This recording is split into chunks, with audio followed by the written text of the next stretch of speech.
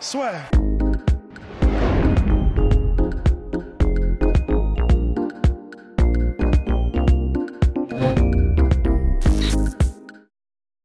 Bonjour à toutes et à tous, bienvenue dans le podcast La Sœur avec le Crown Champ, le champion poids lourd de l'UFC, Monsieur Francis Ngannou. Bonjour Francis et merci de nous accorder cette interview. Merci Guillaume. Alors, toute première question, comment te sens-tu là à quelques jours du combat, peut-être tant attendu, face à Cyril Gane? Est-ce que pour toi, il y a un petit sentiment en particulier? Non, je me sens très bien et c'est un combat très intéressant, mais ma prépa s'est très bien passée, tout s'est bien passé, donc je pense qu'à ce niveau, il n'est plus que question d'attendre le jour J et voilà, faire Et le est-ce- taf. Faire le taf, et est-ce que tu dirais que là, ce combat-là, par rapport au combat contre Stipe Miocic, tu le mets sur la même hauteur ou tu le mets peut-être un petit peu au-dessus ou en dessous?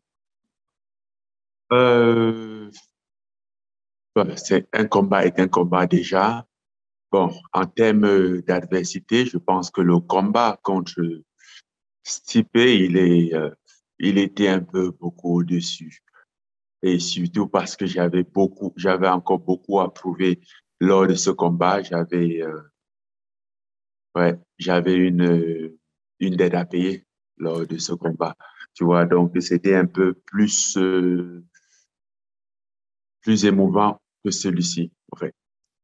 Ok, ok, plus émouvant parce qu'il y a énormément de gens qui parlent de ce combat-là à venir contre Cyril et les retrouvailles avec Fernand Lopez, ton ancien entraîneur, comme quelque chose potentiellement où il y aurait pas mal d'émotions. Toi, tu es très froid par rapport à ça? Comme potentiel, les retrouvailles. Non, mais dans le sens des retrouvailles. Je veux dire, vous allez être amené à vous croiser, tu vois ce que je veux dire?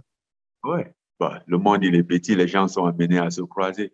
Et quant à moi, j'ai aucun problème à les croiser, tu vois. Donc, ce jour-là, on verra, on se croisera, mais je pense que après tout, on a un boulot à faire et c'est le plus important.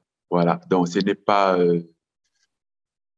pas, on n'est pas des collègues de bureau ou des amis du quartier, mais on va se croiser là pour faire un travail, comme éventuellement avec toute autre personne. All right, all right. Et donc là, justement, tu as dit que tu avais une dette à payer face à Stipe Miocic. La dette a été payée, bien évidemment. Là, je ne sais pas si toi, tu prêtes attention aux odds et aux parieurs. Vous êtes quasiment à égalité. Pour la revanche contre Stipe, tu étais grandissime favori. Là, toi, le fait que face à Cyril, les gens soient un peu partagés. Est-ce que ça, c'est quelque chose qui te surprend ou tu comprends que les gens se disent, sur le papier en tout cas, c'est compliqué de choisir entre d'un côté Cyril, de l'autre Francis? Bon, ça c'est déjà, c'est pas mon problème. Je m'occupe pas des odds, des games. Euh, Juste pour rappel, la première fois où j'ai combattu Stipe Miocic, j'étais grandement favori, mais j'ai perdu le combat. Donc, ça ne veut rien dire. Euh, je me concentre sur le combat. C'est la seule chose que j'ai à faire, c'est le combat. Peu importe ce qui est tout autour du combat, rappelle-toi, tout ça, le plus important, l'essentiel, c'est le combat en lui-même. Alors, pourquoi se laisser distraire? J'ai pas envie de me laisser distraire par tout ce qui est autour. Et par rapport à tout ce qu'il y a autour, justement, on a l'impression que sur ce combat-là, tu, tu mets tapis. Tu joues tout sur ce combat-là, dans le sens où si tu t'imposes, bah alors là, pour le coup, tu auras écarté celui qui est vu comme le plus gros danger à ta ceinture. Et en plus, par rapport à l'UFC et ta situation contractuelle, là, tu resteras champion et tu auras définitivement toutes les cartes en main. Est-ce que toi, le fait là de mettre tapis, de tout jouer sur ce combat-là, c'est quelque chose qui te motive plus et c'est la situation dans laquelle finalement tu as voulu être depuis le début? Maître Tapi, tu as énuméré deux choses qui sont très importantes. Premièrement, le combat qui est un grand combat. Mais rappelle-toi, je pense que ça fait un moment que tu es dans le business, donc tu dois savoir. À chaque fois, pour qu'il y ait un bon combat, pour que le combat soit grand, il faut qu'il y ait adversité. Il y aura toujours quelque chose à dire lors d'un combat. Après celui-ci, le prochain combat, ce serait pareil. Le dernier combat était pareil. On en parlait de la même façon, comme si c'était le dernier combat, le dernier chef bandit du film, quoi. Comme si après ça, c'était la fin. Non, après ça, c'est pas la fin. Après ça, il y aura encore un autre adversaire. Peut-être qu'on va trouver encore d'autres moyens pour rendre ce combat encore plus grand ou je ne sais pas.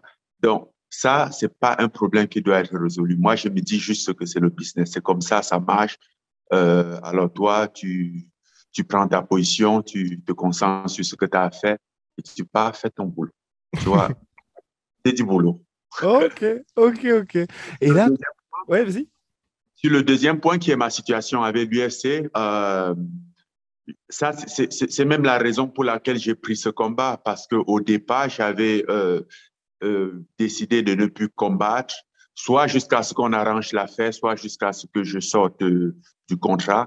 Mais j'ai donc décidé de prendre ce combat et de finir, d'écarter toute probabilité pour l'UFC, toute probabilité juridique ou quoi que ce soit. Donc, c'est la raison pour laquelle j'ai pris ce combat.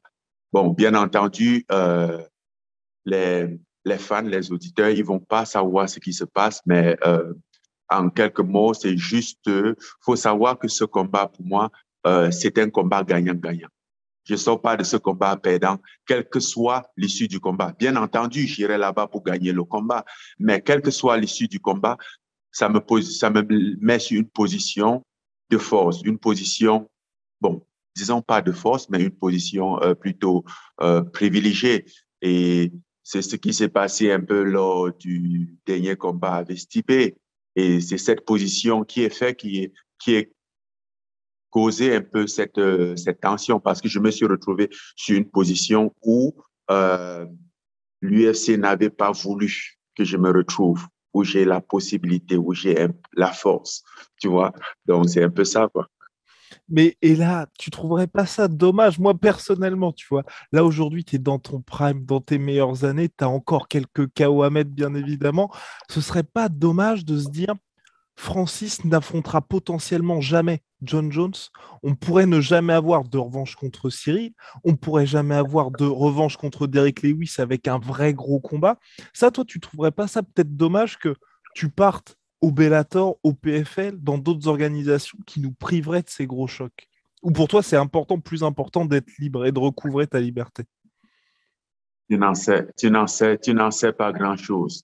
Moi, je ne trouverais pas dommage parce que, comme je l'ai expliqué tout à l'heure, il y a toujours des grands combats. Quand j'ai combattu Stipe la dernière fois, c'était le plus grand combat du moment. Et Cyril n'apparaissait même pas dans les potentiels adversaires du prochain combat. On en parlait de John Jones. Aujourd'hui, personne n'en parle plus de John Jones.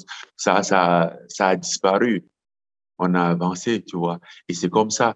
Quel que soit ce que je fais demain, ça aura, ça aura toujours un impact. Il faut juste trouver un bon adversaire et je sais pas.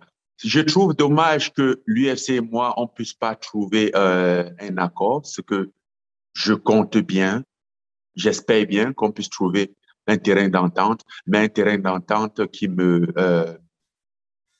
voilà, qui me favorise aussi, tu vois. Je veux un contrat équilibré, un contrat fair, comme on dit souvent ici, tu vois. Je veux pas juste un contrat qui va dans un sens, je veux un contrat à deux sens, avec responsabilité mutuelle engagée et voilà, quelque sorte bonne rémunération, respect et voilà, tout ce genre de trucs. Et c'est pour ces raisons que jusqu'ici, j'ai pas signé de contrat parce que j'ai décliné plusieurs offres de l'UFC où, dans certains d'entre eux, la rémunération n'était pas mal, mais les termes du contrat restaient toujours pas acceptables. Et les termes du contrat, c'est bien évidemment ton envie de partir en boxe anglaise, je pense aussi. Ou c'est vrai que ça pourrait être intéressant sportivement. C'est un rêve que tu n'as jamais abandonné. Non, ça c'est une évidence. Ça, c'est une évidence. si j'ai à re-signer à l'UFC, il doit avoir ça dedans. Je pense qu'à l'heure actuelle, ils ont déjà compris ça, c'est pas un problème. Mais les termes du contrat engagent plusieurs autres choses, dont la responsabilité de l'UFC lui-même envers moi, le combattant, parce que je me retrouve je me rends compte que je suis dans un contrat avec quelqu'un qui n'a aucune responsabilité, qui n'a aucun engagement avec moi. Raison pour laquelle les 2 dernières années, j'ai dû combattre 2 fois parce que j'étais sur une pression, il me mettait sur une pression financière, histoire de me forcer la main pour peut-être me forcer la main pour signer un autre contrat que je refusais. Et du coup, légalement, tu te rends compte que selon le contrat, il a le droit de faire ce qu'il veut au fait de toi. Il peut te mettre là, il peut te signer, te mettre là et ne pas te faire combattre pendant 2 ans et tu ne peux rien faire. Et comme tu l'as dit tout à l'heure, je cours après le temps, j'ai 35 ans et je combats, je gagne ma vie de ça. Donc, je ne peux pas juste permettre certaines choses. Peut-être si j'avais 21 ans, 25 ans, oui, peut-être que, mais à l'heure actuelle, il va falloir que mes décisions soient très euh, catégoriques et pensées. Et est-ce que tu penses que ça va pouvoir s'arranger avec l'UFC ou là, on se rapproche d'un point de non-retour potentiel? À l'heure actuelle, je ne sais pas ce qui va se passer, mais ce qui est sûr, c'est que j'ai exploré mes options et que mes options sont très bonnes. Comme je l'ai dit, je sortirai de ce combat gagnant, quelle que soit l'issue du combat en lui-même. Tu vois? Donc, Hmm. voilà. Tant mieux si ça marche, ce que je souhaite, mais si ça marche pas, ce serait pas la fin du monde pour moi. Et là, bien évidemment, tu fais ça pour toi, pour ta carrière, mais est-ce que tu as conscience aussi que tu pourrais peut-être changer le game là, en fonction de ce qui se passe, et que d'autres stars vont peut-être s'inspirer de ce que tu vas faire, et que ça, enfin, il pourrait y avoir un avant après ce que tu vas faire. Bon, je pense parce que lors de nos discussions, il y a quelque temps, euh, on a eu des avances comme quoi c'était par l'UFC, comme quoi c'était quelque chose qui n'était jamais arrivé. Donc voilà, faut oublier, c'était jamais arrivé, ça va pas arriver. Et mais là, étant donné que nous sommes dans cette situation, il y a plus de 2 ans, on a exploré bien nos options et se rassurer que on a bien les moyens de notre politique, ce qui est le cas. Tu vois, là, j'ai les moyens de ma politique. Et là, le plus grand moyen de cette politique que j'ai fut la patience. Personne à l'UFC ne fait 4 ans dans un contrat parce qu'au bout de 2 ans ou euh, 1 an et demi, 2 ans et demi, ils viendront avec un contrat où ils te disent, ouais, tu combats pour 100 000, on te donne 200 000. Et du coup, chacun ayant envie d'argent va signer ce contrat. Mais pour une première fois, il savait que avec mon équipe, on avait déjà exploré les possibilités et trouvé que la meilleure euh, façon d'avoir un meilleur contrat, c'est déjà de se libérer. Tu peux pas négocier justement avec une personne ne peut pas être juste dans un contrat avec toi tant que tu n'es pas libre. En quelque sorte, il te détient. Il te fait croire que tu négocies le contrat, mais tu ne négocies pas parce qu'en fin de compte, tu es un contrat. Tout ce qu'ils font, c'est pour étendre un peu la durée de ton contrat, tu vois. Mais tu es déjà en contrat. Et c'est ça, c'est sur ça qu'on avait misé, la patience. Ne pas se laisser séduire par l'argent, parce que l'UFC va jeter sur soi, euh, doubler ton salaire, tripler ton salaire. Mais est-ce que ça, c'est la valeur, ça vaut ce que, c'est ma valeur? Non, je ne pense pas. Je pense qu'à partir du moment où je serai d'un autre côté, agent libre, j'aurai, je négocierai en tant qu'une personne libre. Et là, je peux parler de ma juste valeur. Et Dommage. donc, il y a ta valeur, ce côté libre qui est important pour toi, mais est-ce qu'il y a aujourd'hui concrètement, hein, des adversaires, des combats qui te font un peu rêver, ou comme tu l'as dit, tu vois vraiment ça comme un job aujourd'hui et que tu dois faire ton travail? Il y a des centaines de combats dehors là feront rêver. Tout à l'heure, tu as énuméré les combats comme John Jones, un potentiel rematch avec Cyril ou Derek Lewis. Mais Laisse-moi t'énumérer d'autres combats. Anthony Joshua, Deontay Wilder, Tyson Fury. Hey, c'est pas tout. Euh, Anthony Johnson, Rambo Johnson, un Oh, power punch. ok. Imaginez ça? Bah, il y a des tonnes de combats dehors. C'est pas ça le problème. Le combat, il ne manque. Ça ne manque pas le combat. Ok, ok. Donc, monsieur a effectivement beaucoup d'options. En MMA, tu vois, à chaque fois, c'est vrai que tu as énormément de possibilités de t'imposer. Face à un Tyson Fury qui a jamais été battu pour l'instant, un Joshua qui a perdu que 2 fois, Deontay Wilder qui a été battu uniquement par Tyson Fury. Pour toi, est-ce que justement les propositions qui sont faites, moi je trouve que c'est intéressant de dire vous êtes sur un ring, mais avec des gants du UFC. Est-ce que ça, c'est quelque chose qui toi t'intéresse ou tu veux vraiment être en boxe anglaise avec les règles de boxe anglaise contre eux? Bon, ça, c'est une spéculation. Ce ne sont pas des propositions qui ont été faites. Voilà. C'est juste des idées qui ont été jetées là dehors un peu comme ça. Mais Bonne idée. éventuellement aujourd'hui, c'est plus le spectacle. Qu'est-ce qu'il fait? Ça peut être la boxe anglaise, ça peut être le MMA. Ce qui, il y a 2 ans, Tyson Fury et moi, on en parlait. On en disait, par exemple, OK, il me donne un combat sur le ring et je lui donne un combat dans la cage. Tu vois, des trucs un peu comme ça. Et je me rappelle, à l'époque, il avait mis des vidéos dont il s'entraînait avec Darren Till au MMA. Donc, comme quoi, c'est quelque chose qu'il considère. Maintenant, quand venu le moment, on verra ce qui est possible, on verra les règles qui nous conviennent. Parce que, évidemment, j'ai l'avantage sur le MMA et lui, il a l'avantage sur la boxe anglaise. Parce que même si je suis un striker et que je suis un power puncher, je n'ai pas d'expérience dans ce domaine, dans ce sport précis. Et pareil que lui, il n'a pas d'expérience au MMA, tu vois. Donc, on va essayer de trouver un moyen voilà, d'équilibrer la balance. Ok, ok. Après, en boxe anglaise, t'as pas d'expérience, mais tu as fait des sparring avec Joe Joyce. Tu t'es entraîné, ou tu t'entraînes peut-être toujours aussi avec Carlos Takam quand même. Donc, c'est des très, très grands noms de la boxe anglaise. Toi, qu'est-ce qui fait que tu peux, selon toi, hein, réussir à malmener ces grands champions dans leur sport? Euh, Jusqu'à preuve de contraire, jusqu'ici, il savait que tout ce que j'ai voulu, je l'ai fait, tu vois. Donc, il se peut que j'ai un certain potentiel, tu vois, d'apprendre et de mettre en pratique les choses. Et tu penses qu'il te faudrait combien de temps pour ça? Combien de temps? Je pense qu'avec 6 mois, je me prépare pour un combat de boxe anglaise contre quiconque. Oh, ouais. Ok, ok. Bah, monsieur est très chaud en tout cas. On va revenir aux affaires courantes et à l'UFC 270, bien évidemment, donc là qui a lieu dans quelques jours, t'affiches une confiance extrême. Franchement, on a l'impression, tu vois, que tu sais déjà ce qui va se passer.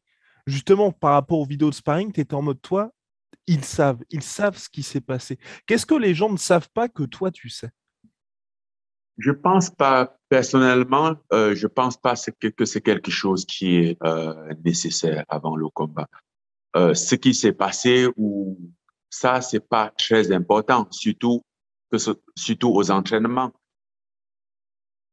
Je, je pense que il est important de se concentrer sur le combat. Et là, c'est l'occasion de faire valoir, de tout faire valoir, tu vois. Euh, Commencer à dire telle chose s'est passée aux entraînements, ça sert à rien. Parce qu'en fin de compte, les entraînements, déjà, c'est pas le plus important. Et si même quelque chose s'est passé aux entraînements, ce fut un accident, tu vois. C'est pas, tu vas pas aux entraînements pour te dire, OK, là, tu te sens pas fort parce que quelque chose s'est passé aux entraînements. Non, tu te sens mal parce que ton partenaire d'entraînement, quelque chose s'est passé avec ton partenaire d'entraînement que tu veux qu'il soit en forme et qui t'aide pour finir tes entraînements, tu vois. Donc, il n'y a pas de plaisir à prendre, selon moi, sur ce qui s'est passé ou quoi. Mais je pense que on a le 22 janvier là, le 22 prochain dans 9 jours, et c'est l'occasion pour nous de nous exprimer. Et à partir de ce moment, ce qui s'est passé aux entraînements ou ce qui se passera n'aura plus d'importance. C'est ce qui se passera le 22 janvier qui primera surtout. Effectivement, la hype est bien là, mais est-ce que sur ce qui a été dit, est-ce que c'est vrai ou est-ce que c'est juste finalement pour faire un petit peu monter la sauce, monter la hype? De quoi tu parles? Alors, il y aurait eu, tu aurais subi un knockdown suite à une frappe au corps. Déjà, une chose, j'ai jamais suivi de knockdown aux entraînements. Jamais de ma vie. Ok. Je dis jamais de toute ma vie, que ce soit en boxe anglaise, avec les boxeurs de boxe anglaise, que ce soit aux entraînements de Ok. MMA. Voilà. Donc, maintenant, si ça répond à ta question, on peut avancer. Évidemment, ça répond à ma question. On peut avancer, monsieur. Pour ce combat-là, quel est toi ton avant de passer au pronostic, qu'est-ce qui fait que justement tu vas pouvoir déjouer la machine Cyril Gann? Sans rentrer dans le. Sans rentrer dans le. Bah, la machine, quand même, 10-0, invaincu en carrière. Il est. Enfin, tu sais, il a une ascension fulgurante aussi. Il n'est pas le premier 10-0 que j'ai affronté, moi. Non, non, mais tu vois, à ce stade-là, bien évidemment. Oui, je crois que c'était à ce stade-ci. Mais ce qui fait que je vais devoir le déjouer, ah, je pense que je suis meilleur. Et c'est la raison pour laquelle je suis champion, tu vois. J'ai pas été élu champion, j'ai pas été nommé champion. J'ai gagné ce titre, tu vois. Mhm. Donc, voilà les raisons pour lesquelles je pense que je vais le déjouer Cyril Gann. Ok, et toi, tu crois, enfin, le concept du Francis Ngannou patient qui a été inauguré lors de la revanche contre Stipe Miocic, est-ce que toi, c'est quelque chose qui existe ou alors c'est juste la manière dont tu devais être face à Stipe et en gros, on va voir deux nouvelles versions puisque tu progresses à chaque combat et en gros, tu t'adaptes à l'adversaire. Ce jour-là, vous verrez. Ok, ok. Eh bien, ça va être ma toute dernière question, Francis. Quel est ton pronostic pour le choc du 22 janvier? Mon pronostic pour le 22, je pense que ça reste le même depuis le début, c'est que je mettrai Cyril KO dans les 2 premiers rounds. All right. All right, monsieur. Eh bien, très bien. Bon, en tout cas, merci beaucoup pour la disponibilité. Bon courage pour la dernière ligne droite. Et c'était un plaisir. Merci, Guillaume.